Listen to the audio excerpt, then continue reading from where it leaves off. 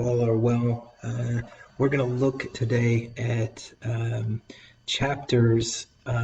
last chapter in Pirkei Avot, and in chapter 6, Mishnah 4, it is really a beautiful Mishnah that discusses how we acquire Torah. How do you get Torah? Again, what is Torah? Remember, Torah is here to help us better understand how to live life. The most important thing in the world is our life. And then the next question is how should life be lived? Nobody was given the manual, so to speak, on how to live emotionally, mentally, physically. It feels at times like we're all trying to figure out how to live our life. Certainly during the past several months, it feels as though there is no manual, but that's what Torah comes to teach: a way, a path, a derech, a way in which to be in this world. And so how do we get that? How do we do that? And so this Mishnah discusses just that. I'm going to read in English, and then we'll break it down a little bit to better understand what this Mishnah is trying to get across to you and I.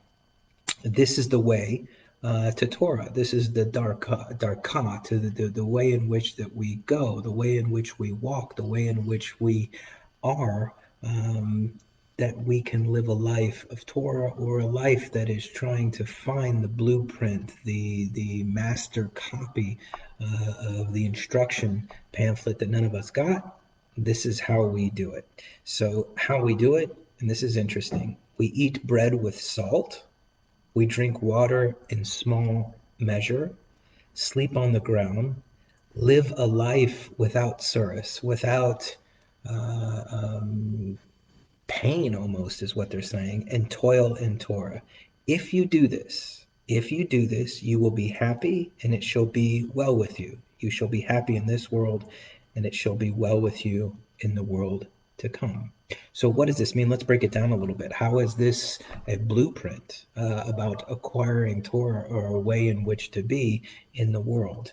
So what is this? Eat bread with salt, drink water in small measure. Well, the very first thing, and oftentimes I think we overlook it, is the importance of being physically able to study Torah, or physically able to be in the world, or physically able to be aware of how it is that we are going to be the best people that we can be on a daily basis, right? If you're hungry, isn't it difficult to pay attention? One of the things in teaching, in Hebrew school or of anywhere teaching, is that that 4 o'clock hour when we would have students come in after school, if they're hungry and they don't have a snack, isn't it 20 times more difficult, 100 times more difficult to get the student to focus? That's true with us. If we are hungry or thirsty, isn't it very difficult to get anything across? You cannot, right? There are no questions that can be answered by someone who's hungry. If someone's hungry, the only focus they have is on fulfilling the need of hunger. And so if we are going to be a individual, a spiritual individual, ready to understand some kind of blueprint, or be able to find the way in which to be in the world, we should fulfill the desires that we have in needing to eat. But what's really interesting here is it says eat bread. Bread, of course, it doesn't say have a piece of fruit. It doesn't say have some meat. It says bread. And interestingly enough, what it is with bread is, of course, we say the hamotzi around bread, that God brings forth the bread. A couple of things that this mission is talking about. Why bread? Bread is something that you have to work to. It just doesn't come as it is, right? One has to participate in and give effort to make bread, right? You have to actually deal with the farming aspects and the making sure that the bread rises and so on. There's an actual active part that the person has to make for their food. It's not just going to a tree and picking off a piece of fruit, or pulling some vegetable from the ground. This is at least in the Mishnah's eye, something that you have to actively work towards to get the sustenance, right? So that's the bread piece, and that's why, at least in our tradition, there's so much. There's many prayers associated with hamotzi, and then the after prayers that we are thankful because we are able to create sustenance, that we have an active partnership with God, with nature, whatever you want to call it, to create food. So we say that with salt, so that we want it to. What does salt do? There's a little bit of joy to it. It shouldn't be bland, right? At least that's my opinion. Someone could argue with it, but we have bread with salt that it shouldn't be bland. That food should be enjoyable, while at the same time, its purpose isn't just to fulfill the need inside. That the purpose is that we eat food for fuel, so that we can, at least in the case of this Mishnah, learn Torah, so that we can be in the best mental space, in the best spiritual space to live our lives. Drink water in small measure, meaning that have you ever been so thirsty you just drink so much that you quench your thirst? Here it's saying is that we need to be measured, that the consumption of anything should be measured. And what's the one thing that human beings need more than anything other than air, right, is of course water, and that it should be measured. That we always play this tension between what it is that we need, and that what sustains us, and then as a human being, what we overdo it, right? Go to your fridge right now and see, have you overdone it with anything, right? What's crazy is always, yeah, what blew me away the other day was uh, um, there was reports of toilet paper being taken again in mass quantities, and that it was difficult at certain Costco's to get toilet paper again. And it was really almost a commentary on this: is that take what you need, and when we go overboard, what's the purpose when we go overboard? If you're doing it with anything that you take in, and taking more than what you truly need, what does that cause? So if we want to acquire, if we want to acquire Torah, in other words, how we've defined it is a way in which to live the blueprint for life, the ability to be in this world. No one got an owner's manual, right? That this is the owner's manual.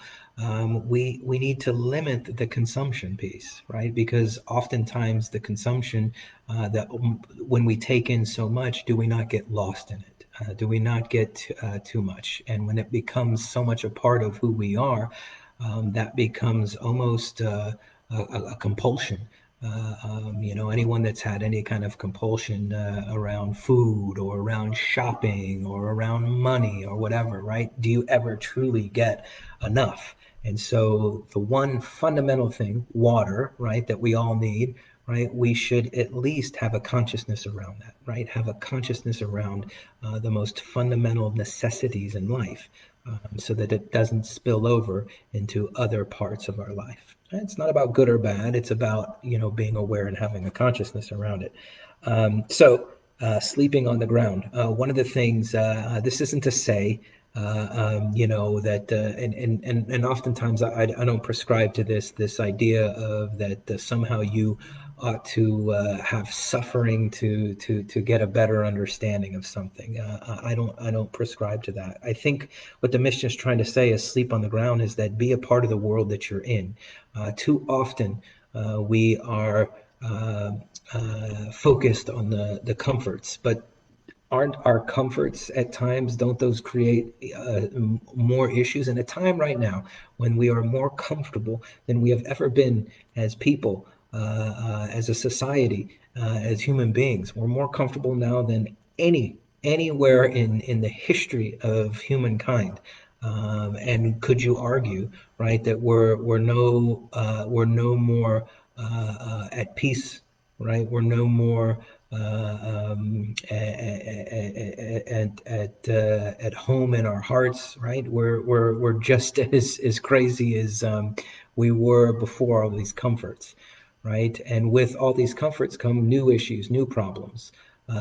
So it's really interesting. As the technology goes up, does that make us more comfortable? Certainly, but does it get rid of all of the challenges of being humans, the suffering, all that? Not necessarily.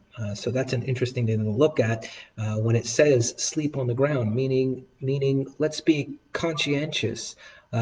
Sleep is important. Sleep is really, really an important part of life. We've all seen the importance of that: diet, good sleep, exercise, all these kinds of things. If we are going to be in the best spiritual place, to be the best top performing person that we can possibly be. But sleeping on the ground isn't just so that we can suffer and get to a place of Torah understanding that way.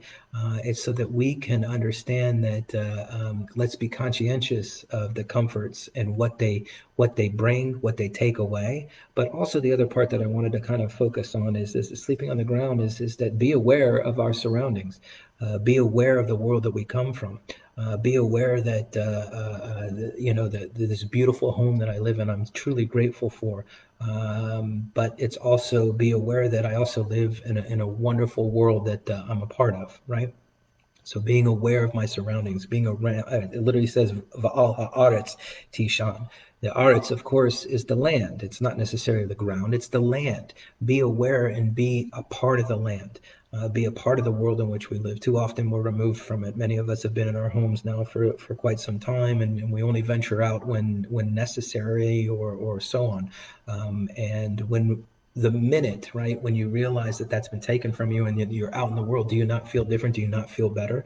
Do you not feel more apart, right? Getting some sun, getting some, becoming a part of the world again. So live a life free from tsuris is really the way it is. How many of us focus in on the negativity, what is going wrong?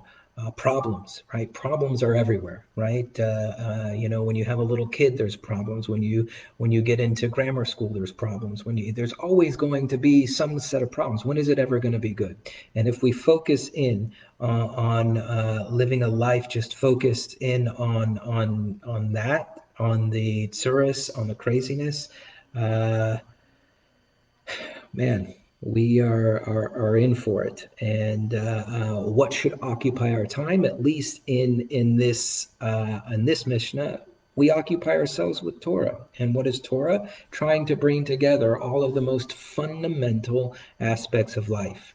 How we are mind, body, spirit, spiritual energy, what it is that we are as human beings, not just our thoughts, not just our emotions, not just our spirit, not just our physicality, but all of these things. And what I've just loved about this is that if we work on our fundamental spiritual aspects, everything else falls in line. I'll end with this: is that it ends with, "You shall be happy, and it shall be well with you." If you focus on your spiritual well-being, everything else falls in line. That's where you find happiness. Develop your spiritual well-being. Develop your spiritual life. Do not be, as this says, caught up in the tsuras of life. Do not be caught up in things that take you away. Be caught up in things that are bringing you closer to your spiritual development, your spiritual process. And interestingly enough, everything else will fall in line. Your thoughts, your emotions, everything else will fall in line. And isn't that truly happiness when we are able to just focus on one thing and everything else seems to fall in line? In any event, we'll pick up with Mishnah 5 tomorrow, and have a great day.